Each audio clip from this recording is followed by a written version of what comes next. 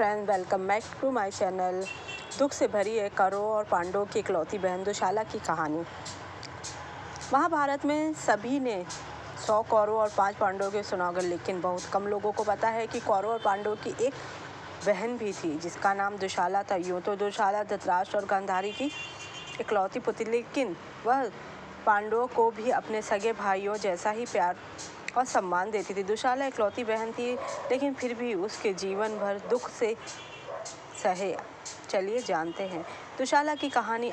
जानने के लिए सबसे पहले जानना होगा कि उसका जन्म कैसे हुआ, क्योंकि महाभारत की कथा के अनुसार 100 कौरवों का जन्म गर्भ से ना होकर एक विशेष तरीके से हुआ था। तो क्या दुशाला भी इसी तरीके से जन्मी थी? दरअसल धृतराष्ट्र की पत्नी गांधारी को महर्षि वेदव्यास द्वारा 100 पुत्रों का वरदान था। गांधारी जब गर्भवती हुई तो 2 साल तक उनका गर्भ ठहरा रहा, लेकिन जब गर्भ बाहर आया तो वह एक लोहे का गोला था, जिसे देखकर वह डर गई और उन्हें लगा कि समाज क्या कहेगा। इसी लोक लाज के कारण उन्होंने इस गोले को फेंकने का सोचा।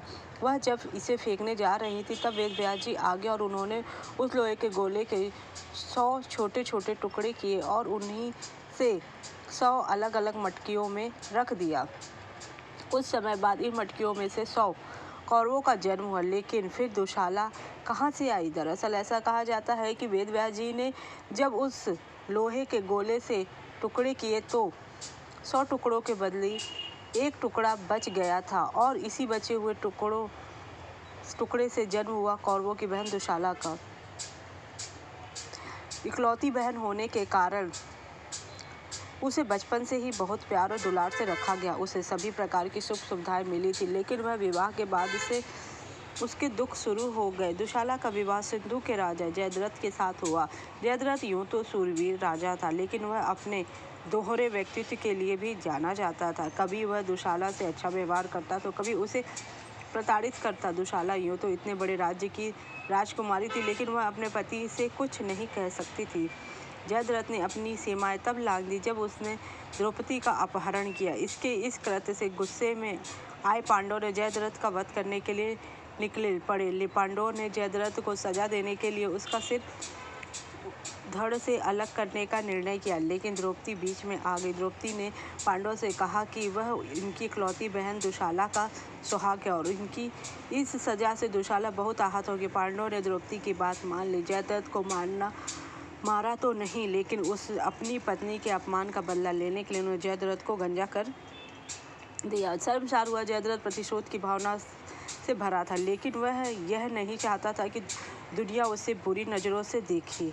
इसलिए उसने पापों का प्रायश्चित करने के लिए जयद्रथ ने शिव की तपस्या की और उसके तप से प्रसन्न होकर शिव ने उसे कई प्रकार के वरदान दिए। जब इस बात का पता दुशाला को लगा तो वह अपने पति से प्रसन्न हुई और उसके द्वारा किए गए पुरानों पापों के लिए उसे क्षमा किया। कुछ समय बाद ही दुर्योधन ने जयद्रथ को अपनी सेना के साथ कुरुक्षेत्र युद्ध में पांडवों के विरुद्ध लड़ने के लिए आमंत्रित किया। युद्ध के दौरान जयद्रथ ने धोखे से अर्जुन के पुत्र अभिमन्यु की हत्या की, जबकि उस समय निहत्था था। इसका प्रतिशोध लेने का प्रण लिए अर्जुन ने श्री कृष्ण की माया की मदद से एक ही बार में जयद्रथ का सिर धड़ से अलग कर दिया और अपनी बहन दुशाला को विधवा कर दिया। कहते हैं कि युद्ध की समाप्ति उसे वर प्राप्त था कि जो भी उसका सर काटेगा और अगर जमीन पर गिर गया तो उसके सर के टुकड़े हो जाएंगे। इसलिए उसने इस तरीके से सर फेंका कि वो सर जाके उसके पिता के हाथों में गया और उसके पिता की भी मृत्यु हुई। कहते हैं कि महाभारत युद्ध की समाप्ति के कुछ समय पश्चात ही अश्वमेध केतु अर्जुन गलती से सिंधु राज्य में प्रवेश कर गए। उस समय दुशाला का पुत्र सिंधु राज्य का शासक कर था। अपने पिता के हत्यारे अर्जुन के राज्य आने की खबर सुनकर दुशाला का पुत्र भय से ही अपने प्राण त्याग बैठा।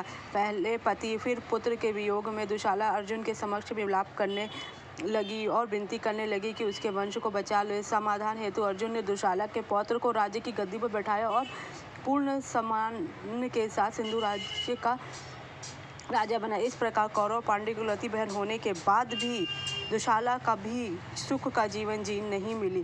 पहले उसके पति द्वारा वो प्रताड़ित हुई, फिर विधवा और फिर अपने बेटे की मृत्यु पर उसे रोना पड़ा, क्योंकि वह धृतराष्ट्र की भी इकलौती ही पुत्री थी। ना उसे पिता का सुख मिला। अगर वो चाहते तो उसका पति जिंदा रहता। अगर आपको मेरी जानकारी अच्छी लगी तो मेरे चैनल को लाइक कीजिए, सब्सक्राइब कीजिए, शेयर कीजिए। Thank you.